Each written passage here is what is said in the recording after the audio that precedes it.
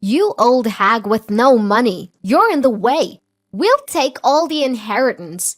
Get out now." Right after Dad's funeral, my brother's wife kicked Mom out. I couldn't believe what my sister-in-law had said. This was just too cruel. I was furious and about to lash out at my brother and his wife. But Mom stopped me and whispered in my ear, "That girl, she's done for." I looked at Mom, confused, not understanding what she meant. "My name is Bonnie. I'm just an ordinary office worker at a small to medium-sized company. My family's home is a famous upscale restaurant in our hometown. When people find out, they're always surprised. They can't imagine someone as plain and unnoticeable as me being associated with fine dining. In reality, I have little to do with that restaurant now. My brother, Raleigh, who followed in Dad's footsteps as a chef, and his wife, Aleda, help run the place. It's clear that my brother and his wife, who live with our parents, will take over the restaurant, and there is no role for me. Dad was a chef and entrepreneur who made the restaurant famous in just one generation. In a word, he was a go-getter. He was tough at work, so I think it was hard on Mom and my brother and his wife who worked with him. But away from work, Dad was a loving family man who made people laugh with his jokes. I loved Dad for that. Then one day, I got a call from Mom at work.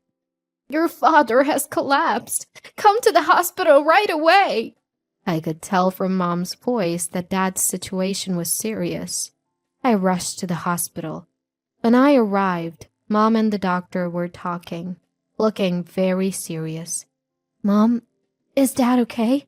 After the doctor left, I asked Mom, not knowing what was going on. Mom was looking worriedly at Dad, lying in bed and stroking his hand. His hands were thick and hard, like a craftsman's. I loved Dad's hands. "He's not in immediate danger, but it seems there will be after effects," Mom murmured, still looking at Dad. The doctor had told her that Dad would probably be paralyzed on his right side. Not being able to move his right hand would be the hardest thing for Dad. Mom and I sighed, unable to talk any further. "Is my father-in-law okay?"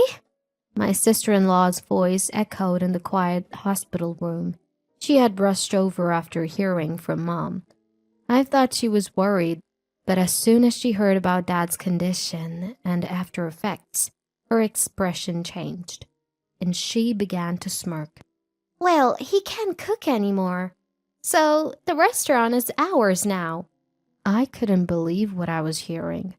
The sister-in-law I knew was quiet, never going against Mom, Dad, or my brother, always smiling, always considerate. But the person in front of me now was like a stranger. I couldn't keep up with her sudden change. "I definitely won't help my father-in-law's care. You'll have to manage on your own, mother-in-law." Ignoring my shock, she said that and left the room. The whole incident felt like a dream. "That's her true nature. She's been hiding it. I noticed, but she's really wicked," Mom said, sighing. I was worried about Dad's condition, but my sister-in-law's behavior was so shocking that I went home that day in confusion. 2 weeks later, Dad was discharged and returned home. Dad's body was now so frail that he couldn't even manage to go to the bathroom or eat on his own. Proud as he was, Dad would sometimes throw tantrums and throw things. Worried about Dad and Mom, who was taking care of him, I went back to my parents' house to help with caregiving whenever I had time. "You're coming back too often. It's annoying." My sister-in-law would make snide remarks every time she saw me. But that wasn't something I could worry about. Mom looked more worn out every time I saw her. She was taking care of Dad's toileting, meals, and baths all by herself all day long, probably without any time to rest. Though they sometimes hired a helper, Mom's burden was still significant. And my brother and sister-in-law, who lived with them, not only refused to help with Dad's care, but also didn't even prepare Mom's meals. Mom, you must be having a hard time alone. Should I quit my job and come back here? Not just to help occasionally, but to take care of Dad together. Since my brother and his wife were clearly unreliable, I had no choice but to help Mom. I seriously considered joining in Dad's caregiving. But even when I suggested it, Mom shook her head. There's a helper, and I'm fine on my own.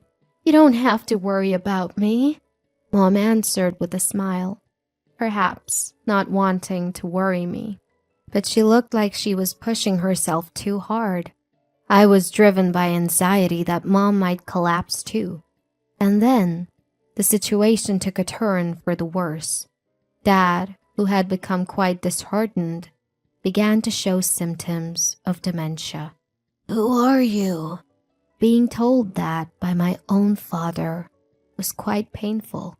He used to act so high and mighty, and now he doesn't even recognize his own daughter. How pathetic. My sister-in-law, who happened to peek into the room, sneered at me, forgotten by Dad. Her attitude, on top of the shock I was already feeling, hurt me even more. Father-in-law smells a bit. If you want to stay in this house, you better behave. My sister-in-law, her face twisted, pinched her nose and looked at Dad with contempt. Mom completely ignored her. She was probably holding back from reacting to the provocation. My sister-in-law clicked her tongue and left the room. Dad, it's okay. Mom spoke to Dad in a gentle voice, like soothing a child. Thinking about how my parents were being treated so roughly by my brother and his wife, I felt like crying. Dad's dementia continued to progress, and his body weakened more and more. It was soon becoming impossible to take care for him at home. As I was thinking about what to do with my parents, my brother, who rarely spoke to me even when I went home, called me. I answered the phone and complained to my brother about his wife's attitude. But he brushed off my words and started talking about himself, saying, "That's not important," and asked me to help out at the restaurant on weekends. I thought it was very selfish of him, so I told him I would consult with Mom and get back to him, then hung up. I immediately called Mom and told her about the conversation with my brother. Then Mom told me the reason my brother had asked for my help. The long-time employees and chefs are quitting one after another. Almost no one is left. They all say they can't keep up with Alita's way of doing things. I haven't been to the restaurant in a while, so I don't know the details. Mom was no longer involved in the restaurant's operations. But even while caring for Dad, she was concerned about the restaurant. It was a place they had worked hard to build together. There must be a strong attachment, and it's only natural to be concerned. She must also be worried about the employees with whom they had shared joys and sorrows. From Mom's voice, I could sense her disappointment that things had come to this. I'll go help out at the restaurant this weekend. I'll see for myself what's going on. So, don't worry. After discussing it with my mom, we decided that Dad would go to daycare while I couldn't help with caregiving. That weekend, I changed into an employee uniform in the locker room of my family's restaurant. How many years had it been since I last wore this uniform? It felt nostalgic, but looking around, I didn't recognize any faces. Young people who Dad would never have hired if he were still active, like those with piercings and conspicuous tattoos, were struggling in their unfamiliar uniforms as they carried food. The interior of the restaurant, which I hadn't visited in a long time, had changed significantly from my memory. I walked around the restaurant to regain my senses. Then, from a large space created by connecting several tables, I heard lively voices. Looking over, I saw my sister-in-law. She wasn't working, but was having a banquet with about 30 women of her age. My sister-in-law was sitting in the center of the table, happily guzzling wine. Ladies of my class, all our dishes are high-end and delicious. Today's my treat, so enjoy yourselves to the fullest. Truffles, foie gras, eat as much as you want. My sister-in-law, who seemed quite drunk, used an empty wine bottle as a microphone and said something outrageous. Cheers erupted from those present. Aleda, are you serious? Doing that will cause a huge deficit for the restaurant. I hurried over to my sister-in-law to stop her. She suddenly changed her cheerful face and glared at me. Shut up! A sister-in-law who can't even get married should keep quiet. This is my restaurant, so I can do whatever I want. With that, she made a gesture to shoo me away. This is my parents' restaurant. I swallowed those words and left the table. The situation in the restaurant was dire. The kitchen was overwhelmed by the unreserved all-you-can-eat orders from the group led by my sister-in-law, and they couldn't handle the other customers' orders. Regular customers from Dad's time were so angry that they left, saying, "How long are you going to make us wait?" I had never seen these customers angry before. Thinking this was bad, I asked the chefs to put my sister-in-law's table on hold and suggested prioritizing the other customers, but they said they couldn't. My sister-in-law had told them to prioritize her table. If they didn't listen, they would be scolded later, the chefs said, looking down. Leaving the restaurant to such chefs, my brother was engrossed in a horse racing broadcast. He probably became a chef just by going along with the atmosphere around him. As soon as Dad, who was intimidating, was gone from the kitchen, this happened. Since childhood, he had always watched Dad's face, and now that Dad was gone, he was watching Aleda's face. This was not good. I approached the table again to warn my sister-in-law about the orders. Just then, a long-serving employee, whom I knew, was telling my sister-in-law, "We can't serve that dish anymore. We've run out of the main ingredient, truffles." The moment the employee bowed his head, my sister-in-law raised her voice in anger. "Then go buy some! You should know that much, you useless person!" And she even threw an empty plate at the employee. She was acting more like a rowdy, drunken customer than an owner. I understood why the long-serving employees had been quitting one after another.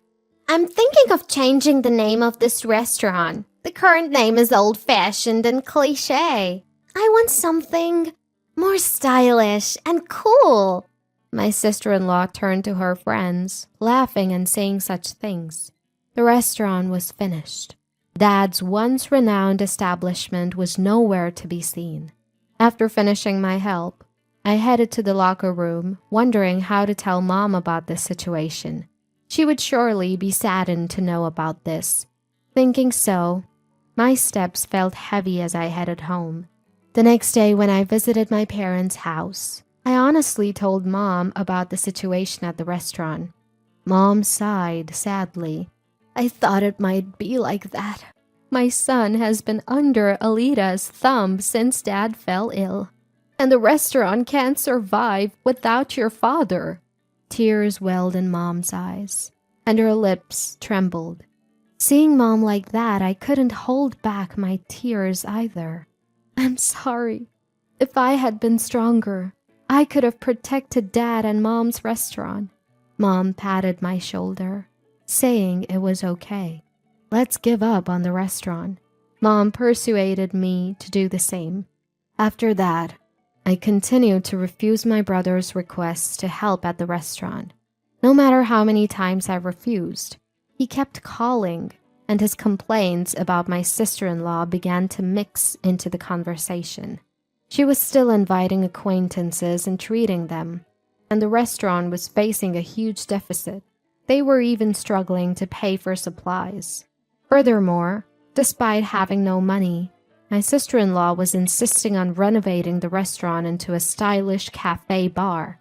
"That has nothing to do with me." I would hang up the phone in the middle of the conversation every time. They could do whatever they wanted with the restaurant. I only wished for Dad and Mom to live a peaceful life. A few months later, Dad suddenly passed away from pneumonia. Many people came to the funeral of Dad, who was known for his kindness and inability to refuse requests. Mom greeted the condolence visitors with composure. "You must be tired, mother-in-law. Please rest in the bag. I'll take care of the guests." My sister-in-law only tried to assert herself at times like this. She probably didn't like Mom taking charge of the funeral. She seemed to want to show that she was the face of the family. "No, I'm in charge of the funeral, so I will properly greet everyone." But Mom didn't allow such behavior from my sister-in-law and sternly rebuked her. Whether overwhelmed by Mom's forcefulness or not, my sister-in-law left the scene with a bitter face. After that, under Mom's direction, Dad's funeral proceeded smoothly. Chefs who had trained under Dad, familiar regular customers, and many people I knew came and encouraged Mom and me. They didn't even make eye contact with my brother and his wife. They all knew what my brother and his wife had been doing since Dad fell ill. Throughout the funeral, my brother and his wife looked uncomfortable. I wish they would just keep quiet. That's what I thought as I looked at them. "All of your father-in-law's inheritance will go to us, so you two should renounce your share." It was when the cremation was over, and Mom was holding Dad's ashes, getting ready to leave. My sister-in-law approached and said that to Mom and me. "The shop, the house, the money, we'll take all the inheritance. It's only natural, since we've been listening to that arrogant old man for so long." Her words were truly appalling. How much more could this woman belittle others after having relied on Dad for so long? "You penniless old women, you're in the wrong. You should leave the house right away. We're strangers now, so don't contact us." My sister-in-law bared her teeth at Mom too. I was so angry. I felt like I was losing my mind. I almost grabbed my sister-in-law. My mom held my arm and shook her head. "It's okay. It's over now." Looking at me, my sister-in-law laughed and walked away. I felt like running after her and kicking her, but Mom was still holding my hand. When Mom couldn't see Alida anymore, she let go of my hand. Then she looked at my face and smiled. "That girl, she's finished." I was puzzled by her words. Mom said nothing more and began to get ready to leave again. "You'll understand in time," Mom said, holding Dad's ashes with her usual gentle smile. After that, Mom, who was driven out of her home, has been living in my condominium. Surprisingly, Mom had saved a considerable amount of money in her name. It seems Dad had been paying Mom a substantial salary, and with that saved salary as capital, Mom had been increasing her assets through investments like stocks. "This place is too cramped. Let's buy a more spacious condominium." Mom is currently looking for a property for the two of us to live in. 3 months later, a call came from my sister-in-law. "Why didn't you tell me about father-in-law's debt? A scary debt collector is sitting in the shop. What are you going to do about it?" She was screaming as soon as I picked up the phone. Her voice was so loud that Mom, who was next to me, could hear everything. Hearing my sister-in-law's screams, Mom gave a mischievous smile and took the phone from me. "Oh, Alida, it's been a while. Your father-in-law was too kind-hearted and became a guarantor for other people's debts. Before we knew it, the debt had grown to a huge amount. I've been repaying it until now, but it's your turn from now on. After all, you're taking all the inheritance, aren't you?" Mom spoke with a chuckle. Even though she was laughing, her eyes were cold. Mom must have been harboring quite a bit of anger herself. "Mother-in-law, I apologize for everything. Let's live together again and run the shop, please. My sister-in-law changed her attitude and begged. I couldn't believe she could say such a thing. I never want to deal with you two again. Mom's voice was colder than I had ever heard. She ignored my sister-in-law's screams and hung up the phone. Block her calls, please. Mom smiled as she handed the phone back to me. We had already purchased a new condominium and started our new life there.